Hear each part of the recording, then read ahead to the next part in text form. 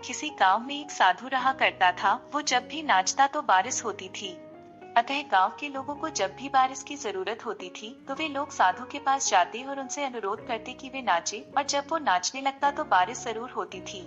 कुछ दिनों बाद चार लड़के शहर से गांव में घूमने आए। जब उन्हें यह बात मालूम हुई कि किसी साधु के नाचने से बारिश होती है तो उन्हें यकीन नहीं हुआ। शहरी लड़के पढ़ाई लिखाई के घमंड में उन्होंने गांव वालों को चुनौती दे दी कि हम भी नाचेंगे तो बारिश होगी, और अगर हमारे नाचने से नहीं हुई तो उस साधु के नाचने से भी नहीं होगी। फिर क्या था, अगले दिन सुबह सुबह ही गांव वालों ने उन लड़कों को लेकर साधु की कुटिया पर पहुंचे।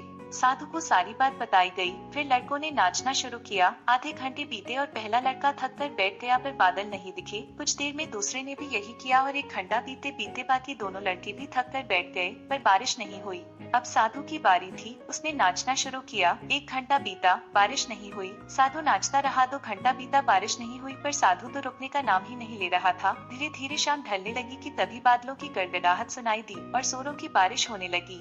लड़के दंग रह गए और तुरंत साधु से क्षमा मांगी और पूछा, बाबा भला ऐसा क्यों हुआ कि हमारे नाचने से बारिश नहीं हुई और आपके नाचने से बारिश हो गई? साधु ने उत्तर दिया, जब मैं नाचता हूँ तो 2 बातों का ध्यान रखता हूँ। पहली बात, मैं ये सोचता हूँ कि अगर मैं नाचूंगा तो बारिश को होना ही पड़ेगा, और दूसरी ये कि मैं तब तक नाचूंगा जब तक कि बारिश न हो जाए। दोस्तों, सफलता पाने वालों में यही गुण विद्यमान होता है। वो जिस चीज को करते हैं उसमें उन्हें सफल होने का पूरा यकीन होता है, और वे तब तक उस चीज को करते हैं जब तक कि उसमें सफल ना हो जाएं। इसलिए यदि हमें सफलता हासिल करनी है तो उस साधु की तरह ही अपने लक्ष्य को प्राप्त करना होगा। अगर आपको मेरी ये कहानी पसंद आई तो आप मेरे चैनल को सब्सक्राइब कर दें, प्लीज रिक्वेस्ट है।